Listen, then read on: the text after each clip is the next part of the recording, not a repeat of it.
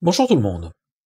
Aujourd'hui, une petite devinette numérique nous venant du concours de mathématiques américain de 1989. C'est vrai que ça ne nous rajeunit pas. Supposons que n soit un entier et que d soit un chiffre exprimé en base 10.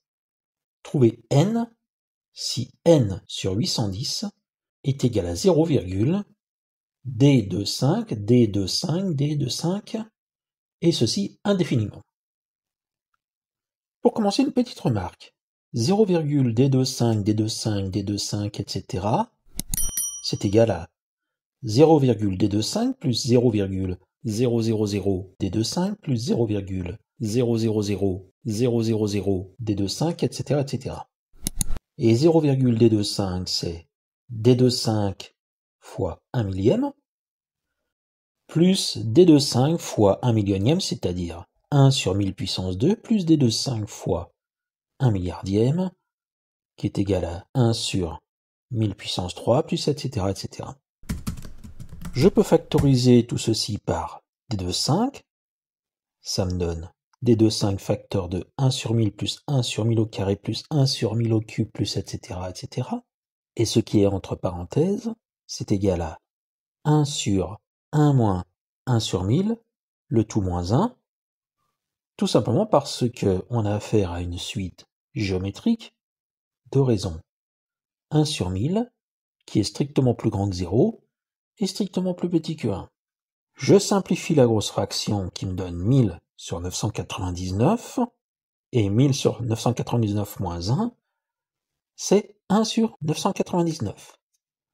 Donc on obtient que finalement, 0, d de 5, d de 5, d de 5, etc. est égal à d de 5 divisé par 999.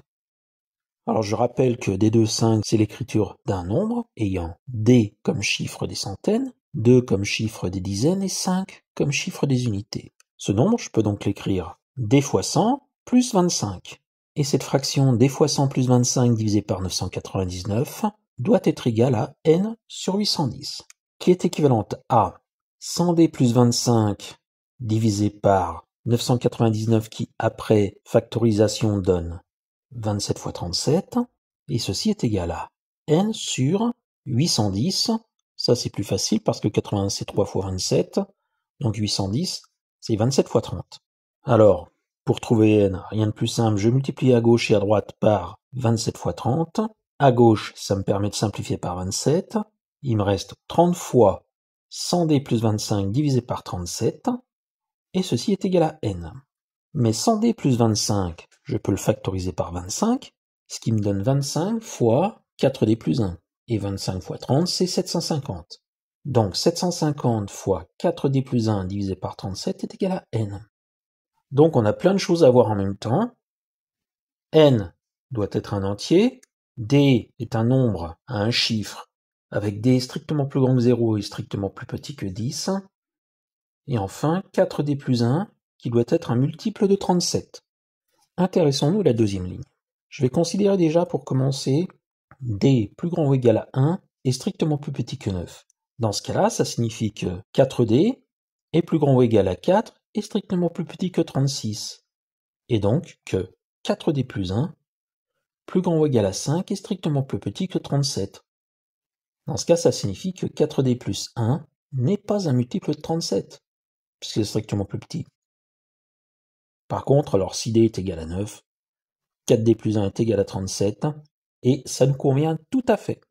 d égale 9 donne donc 4d plus 1 est égal à 37, et c'est la seule possibilité, parce que d ne peut pas être plus grand. Finalement, n est égal à 750 facteur de 4 fois 9 plus 1 divisé par 37, c'est-à-dire 37 sur 37. Conclusion, n est égal à 750. Et une petite vérification quand même avec Julia. Je prends la division toute simple 750 sur 810, j'obtiens bien 0,925, 925, 925. Donc d est bien égal à 9. Et là, je vais simplement vous montrer comment simplifier une fraction avec Julia. Pour obtenir la fraction irréductible, on utilise le double trait de division. 750 sur 810 est égal à 25 sur 27.